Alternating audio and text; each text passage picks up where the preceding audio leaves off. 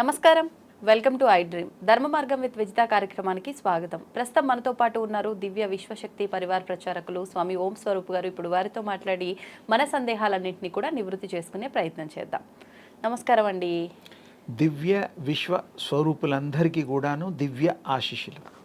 మామూలుగా భగవంతుడికి మనం భక్తితో ఏదైనా నివేదన చెయ్యొచ్చు అంటారు. అవును, మజ్జిగ కూడా ప్రసాదంగా నివేదన చెయ్యొచ్చా అనేది నా క్వశ్చన్. భగవంతుడికి అన్నీ ఇష్టమే. ఫలాలు ఇష్టము, తులసి దళాలు ఇష్టము. చూడండి, మరి ఏవి ఇష్టం లేదు? ప్రతిదీ మనస్సు పూర్తిగా మీరు వారికి సమర్పించి తర్వాత మళ్ళీ మనం స్వీకరిస్తాం కాబట్టి తినేది ఏవైనా కూడా దేవుడు ఆగ్రహణిస్తాడు. లాస్ట్ టైం ఓ మాట చెప్పా, స్మెల్ చేస్తాడు మీరు ఏది పెట్టినా. గుళ్ళల్లో అన్ని తలుపులు వేయడం అవన్నీ చెప్పాను. అలాగే భగవంతుడికి ఏది ఇచ్చినా తీసుకుంటాడు. పాలు, పంచామృతం అంటూ ఉంటాం కదా, తేనె, అరటిపళ్ళు, యాపిల్ పళ్ళు. ఈ మధ్య చాలా మంది చాలా వేస్తున్నారు. అవన్నీ అభిషేకం చేస్తాము. లేదమ్మా, ప్రసాదాలు నాట్ ఓన్లీ అభిషేకం అమ్మా, మీరు విడిగా కూడా ప్రసాదాల్లో ఈ యొక్క తీర్థ దీంట్లో కూడా కొంతమంది చేస్తారు. చేస్తారు. సత్యనారాయణ వ్రతాల్లో కూడా ప్రసాదంలో అన్ని కలుపుతాం కదా. కలిపి పండ్లోకి మజ్జిగ అంటే పెరుగు కలుపుతాంగా, అది పంచామృతంలో. అవును, విడిగా మజ్జిగ పెట్టచ్చు, పెట్టకూడదని ఎక్కడ లేదు. ఎటువంటి సందర్భాల్లో, ప్రత్యేకించి ఏ భగవంతునికి అలా అంటే ఏం లేదమ్మా. భగవంతులు అందరికీ మజ్జిగ మనలాగానే మానవ రూపం ధరించిన దేవుడే కాబట్టి మజ్జిగ తాగనని ఏ దేవుడు అండు. భక్త కన్నప్ప కూడా మరి ఒక కుందేల్ని తీసుకొని తినమంటే తిన్నాడు పాపం ఆయన. గతంలో మనం ఆ చరిత్ర కాళహస్తి మహత్యంలో చూసాము. కానీ భగవంతుడికి ఏది పెట్టినా స్వీకరిస్తాడమ్మా. ఉదకం కూడా స్వీకరిస్తాడు కదా, మంచినీరు, పాలు అన్ని స్వీకరిస్తాడు. మజ్జిగ అనేటువంటిది మన ఇష్టంతో పెట్టుకొని స్వామికి సమర్పించవచ్చు, తప్పులేదు. ఆయన నాకు వద్దంటాడా? ఆయన మాట్లాడితే అంత అదృష్టం కూడా ఉందా ఈ మనుషులకి? ఆయన మాట్లాడితే ఎంత సంతోషం, అడిగితే ఇంకా సంతోషం. భగవంతుడు మాట్లాడేటట్టు చేసుకోగలం, దానికి విద్యలు ఉన్నాయి. మాట్లాడతాడా భగవంతుడు? తప్పకుండా. ఇప్పుడు మీరు మాట్లాడుతున్నారా లేదా? మాట్లాడిస్తే మనుషులం కదా. దైవం మానుష రూపేణ, భగవంతుడు కూడా మనుష రూపంలో వచ్చాడుగా. కృష్ణుడు ఉన్నప్పుడు మాట్లాడలేదు ఎవరితో? రాముడు ఉన్నప్పుడు ఎవరితో మాట్లాడలేదా? కానీ ఆయన భగవంతుడు అని ఉన్నవారికి, తోటి వారికి ఎవరికి లేదండి. ఆయన కూడా కారణజన్ముడు. తల్లిదండ్రులు కోరిక మీద మరి రావడము, ఆ విష్ణు అంశ, అవన్నీ వాళ్ళంతా దేవుళ్ళు కూడాను మామూలు శక్తి స్వరూపాలే. బాడీస్లోకి వచ్చిన తర్వాత పేర్లు పెట్టారు అవి ఇవి, అంతేగాని ఇప్పుడు మీకు ఏదో పేరుంది, నాకేదో పేరుంది. పేరు తల్లిదండ్రులు ఇష్టంతో పిలుచుకోవడం కోసం పెట్టారు. అందరినీ శక్తి 1 2 అనలేం కదా. అవును. అందుకని మజ్జిగ తప్పకుండా తీసుకోవచ్చు. మజ్జిగని కమ్మటి మజ్జిగ, చక్కెర ఎక్కర్లా, వేసుకునే వాళ్ళు వేసుకుంటారనుకోండి. మామూలుగా తోడు పెట్టినప్పుడు ఫ్రెష్గా ఉంటుంది. మరీ ఎక్కువగా అయితే పొల్లగా అవుతుంది ఎండాకాలం.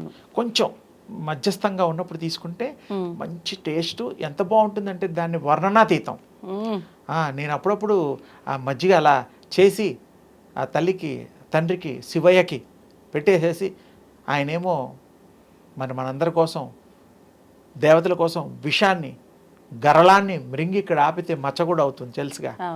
ఆయన ప్రపంచానికి శక్తితో ఆయన చేసిన పనులు దేవతల కోసం ఆయన అందరికీ కాపాడాడు. ఆ విషయాన్ని కూడా గ్రహించాడు. మహాదేవుడు అప్పుడే అయ్యాడు. దేవుళ్ళలో మహాదేవుడు ఆయనే. అంతకంటే గొప్ప దేవుడు లేడు. అలాగే మానవులు మనం కూడా కాస్త మన ఆరోగ్యం కోసం దృష్టిలో పెట్టుకొని మీరు మజ్జిగ తప్పకుండా, ఎండాకాలం అనే కాదు ఏ కాలంలో అయినా కూడా కమ్మటి మజ్జిగ అంటే పూర్తిగా పెరుగు అవ్వకుండా, గట్టి పడకుండా అలా లేలేతగా చేసుకొని అది కూడా తాగితే మంచి టేస్ట్ ఉంటుంది. దాంట్లో ఏమైనా కలుపుకోవచ్చు, దాంట్లో ఇబ్బందులు లేవు. మజ్జిగ వల్ల బాడీలో చల్లదనం ఏర్పడుతుంది. ఓకే, మరి భగవంతుడికి మజ్జిగ నివేదనం చేయడం వెనకాల అంటే ఆ స్వామికి మనని కరుణించడానికి ఏది పెట్టినా స్వీకరిస్తాడు కదా. ఎనీథింగ్, పండైనా, ఫలమైనా, పువ్వులైనా, ఏదైనా తెలుసు కాబట్టి తెలిసిన విషయాలు చెప్పకుండా ఆయనకి భక్తితో నివేదించేటువంటి అమృత తుల్యమైనటువంటి, అమృతం అని కూడా దీనికి ఇంకో పేరుంది మజ్జిగకి. కొన్ని ప్రాంతాల్లో అమృతంగా కూడా దాన్ని స్వీకరిస్తారు. మ్మ్. పాలు కూడా మరి పాల దాంట్లోనే క్షీరసాగర మదనంలోంచి ఆ లక్ష్మీ అమ్మవారు వచ్చింది, అన్నీ ఇచ్చేటువంటిది. అవును. ఆరోగ్యం కూడా ఇచ్చేది తల్లే కాబట్టి అవును. ఇక్కడ కూడా స్వామివారికి, శివస్వామి గారు ఇంకే స్వామి అయినా కూడా దేవుళ్ళకి మనం మజ్జిగ తప్పకుండా నైవేద్యం పెట్టచ్చు. ఓకే. ఆయన దాన్ని స్ఫూర్తిస్తారు, మ్మ్. మీకు అనుగ్రహిస్తారు, మన్ని ఆరోగ్యవంతులుగా ఉంచుతారు. సందేహం లేదు. మజ్జిగ ఇవ్వకూడదని ఏమీ లేదు, ఎక్కడా లేదు. పాలిస్తున్నప్పుడు మజ్జిగ ఏమైంది? ఏం తప్పు లేదు, ఓకే. తప్పు లేదని నా అంటే భావం. మనమైతే మజ్జిగ తాగే ముందు దాంట్లో కొంచెం సాల్ట్ వేసుకుంటాము, మరి భగవంతుడికి నివేదన అసలు మీకు సాల్ట్ ఎక్కర్లేదు, చక్కెర ఎక్కర్లా. ఎందుకు? మీరు పూర్తిగా పెరుగైన తర్వాత అల్లా కాబోతూ ఉంటుంది, పెరుగు అవ్వడానికి క్రియ మొదలవుతూ ఉంటుంది. అప్పుడు కొంచెం ఇంత గట్టి పడదు మజ్జిగ, ఓకే. పెరుగులా ఉండదు. అప్పుడు అది తీసుకుంటే ఆ టేస్ట్ మీరు చూడండి చాలా బాగుంటుంది. అదొక స్వీటిష్ ఉంటుంది, కమ్మటి ధనం ఉంటుంది, కమ్మదనం ఉంటుంది. ఓకే. ఇది చూడండి చాలా బాగుంటుంది. భగవంతుడు కృప, ప్రేమ కలిపి అమృత తుల్యంగా అవుతుంది ఆ మజ్జిగ. కరెక్టే మీరు చెప్పింది. మామూలుగా అంటే పెద్దవాళ్ళు మనం నిత్యం చేసే పనుల్లో కొన్ని కొన్ని చెప్తూ ఉంటారు, పెరుగు పూర్తిగా తోడుకోకముందే దాన్ని కదపకూడదు అంటారు కదా. అది వారి వారి యొక్క ఇది కూడా పూర్తిగా పెరుగు కాకముందు చేయమని చెప్తున్నా నేను, స్పెసిఫిక్గా కమ్మదనం కోసం. ఓకే. కానీ అలా చేయొచ్చా మనం ఎందుకు పూర్తిగా తోడవకుండా ఇళ్లలో చాలా మంది టైం లేక పోసేసుకుంటూ ఉంటారు. ఉద్యోగాలకు వెళ్ళేవాళ్ళు, బయటికి వెళ్ళేవాళ్ళు టైం లేక పెరుగు తీసుకొచ్చి అది వేయక, పెరుగుగా కూడా తినొచ్చు, కానీ పెరుగు మందం చేస్తుంది కదా. ఓకే. ఇది బాగుంటుందమ్మా, హెల్త్కి ఏమి ఇబ్బంది లేదు, చక్కగా నో సైడ్ ఎఫెక్ట్స్, బాగుంటుంది. అల్లం వేసుకునే వాళ్ళు ఉన్నారు, రకరకాలు. మనం ఏం లేదు, యాజ్ ఇట్ ఈస్ దాన్ని ఎలా ఉందో అలా తీసుకుందాం. పూర్తిగా పెరుగు కాకుండా తీసుకునే దాంట్లో మంచి శక్తి సంబంధించిన గుణాలు కూడా ఉంటాయి దాంట్లో, బాగుంటుంది. ఓకే. అంటే మనం తీసుకునే ఆహార పదార్థాలైనా తాగేవైనా ఇలాంటివి మనం భగవంతుడికి ముందుగా నివేదన చేసి తీసుకుంటే అది ప్రసాదంగా మారి ఆయన కృప, కరుణ, ఆశీర్వచనం ప్రతిదీ, నీళ్లు తాగినా, అన్నం తిన్నా, ఇతరులకి కాఫీ టీ ఇచ్చినా కూడా దేవుళ్ళు ప్రసాదం అనుకొని మనసులో వాళ్ళకి మంచి జరగాలని ఇవ్వండి.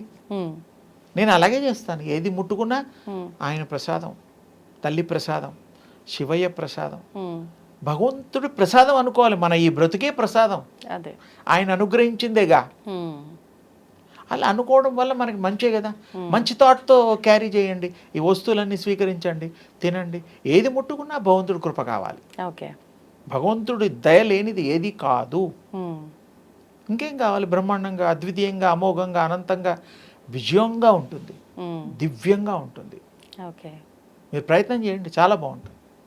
ఆరోగ్యం కూడా బాగుంటుంది. ఇప్పుడు ఎండాకాలం కాబట్టి బ్రహ్మాండంగా ఉంటుంది. మామూలు రోజుల్లో కూడా ఇలా చేయొచ్చు, దానివల్ల ఏం కాదు. అంటే మనం తీసుకోవడం వరకు ఓకే, పెరుగు దేవుడికి నివేదన చేయడం అంటేనే కొంచెం. అందుకని ఇప్పుడు మీరు ఇలా చేయండి అమ్మా, ఓకే పెరుగొద్దు, అది పంచామృతాల్లో చేదురు, కానీ ఇది ఇప్పుడు తోడుకోబోయే ముందర మొదలైంది, పూర్తిగా తోడుకుంటే అప్పుడు పెరుగు అవుతుంది. అలా ఇదమిద్దంగా ఉన్నప్పుడు తీసుకోండి, భలే టేస్ట్ ఉంటుంది. ఏమో మరి చాలామంది తీసుకుంటారు, నాకు తెలిసిన స్వామీజీలు వాళ్ళు వీళ్ళు మాతాజీలు నాకు ఇస్తూ ఉంటారు. ఏదో వాళ్ళని సంతోష పెట్టడం కోసం కొంచెం తీసుకుంటాను నేను. మర్యాద కదా, మీ ఇంటికి వచ్చిన తర్వాత టీ ఇచ్చారనుకో, నేను తాగనంటే చుట్టాలు వాళ్ళు మరి మీరు ఫీల్ అవుతారు, ఇంత కష్టపడి పెట్టినప్పుడు టీ. మరి నేను ఫీల్ అవుతాను ఎప్పుడు, మీరు స్టూడియోకి వచ్చినప్పుడు ఏం తీసుకోలేదుగా నేను ఇస్తే. అలా కాదు తల్లి, అంటే మీ ఇంట్లో ఓకే చుట్టాలు వాళ్ళు ఉంటారు కదా, వాళ్ళు మర్యాదగా మంచిళ్ళు ఇస్తాం, తర్వాత అన్నీ ఏవో ఇస్తూ ఉంటాం. మాకే ఉంటుంది తల్లి, మీరు ఇవ్వడం అనేది కాదు, మీరు మంచి యొక్క ఆ సంకల్పాన్ని ఇస్తారు మాకు. ఇతరులకి మంచి కోరి, ఇతరులకి మంచి చేసే ఆ మంచి మాటలు మాతో చెప్పిస్తారు. అదే అమృత వర్షిణి అమ్మవారిలాగా చాలా బాగుంటుంది. మీరు చేసే ప్రతి క్రియ ఎంతోమందికి ఉపయోగకరంగా ఉండాలని, ఉంటుందని, ఉండి తీరుతుందని మా భావన, మా సంకల్పం. మీ ఆశీస్సులు ఉంటే మీరు అనుకున్నట్టుగానే అన్నీ ముందరికి వెళ్తాయని చెప్పి తప్పకుండా మీరు ముందుకు వచ్చి చెయ్యండి, నడుము కట్టండి, నడుము బిగించండి, విజయం మీ సొంతం అవుతుంది. ధన్యవాదాలు. శుభం తల్లి.